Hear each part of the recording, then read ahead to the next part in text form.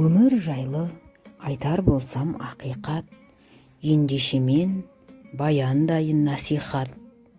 Жеті ақиқат бар екен мына өмірде, ой саларлық, тәкаппарлау көңілге. Ақиқаттың біріншісін айтайын, өзгелерді жазғырма, сөкпе, ұрыспа. Сөйлей алмай жүргендері қаншама, сабақ алғын менің сөзім дұрыс па? Ақиқаттың екіншісін айтайын, тамақ дәмін жаман деуге тырыспа. Қара нанға зар боп жүрген қаншама пенделер жүр, қарыны аш бұрышта.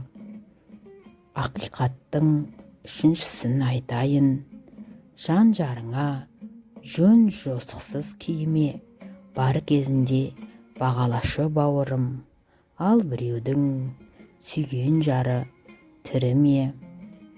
Ақиқаттың төртіншісін біле жүр, үйім тар деп басты салма төменге, бір сәт болсын айналаңа қарап көр, үйі жоқтар түнеп жатыр көшеде. Ақиқаттың бесіншісін айтайын, ұл қыздарым шаршатты деме ешқашан, біреулер бар күні түні жылайтын, бір баланы иіскеп көре алмайтын. Ақиқаттың алтыншысы бар екен, жұмысым менің тым ауыр деп налыма, бір жандарда сондай жұмыс бар мекен, шүкір дей біл Алла берген бар ма? Ақиқаттың жетіншісін айтайын, өмірім менің тым жаман деп түңілме, бар өмірде төсек тартып жатқандар, ей инсапсыз, сен осыны білдің бе?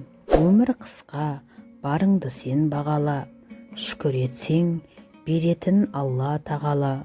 Ақиқаттың жетеуімен жеткіздім, есте сақта өмір жола ақ нала. Құрметті көрермен, арнаны қолдап, лайк басып, коммент қалдырып, өз достарыңызбен бөлісуді ұмытпаңыздар. Қарағандарыңызға көп рахмет.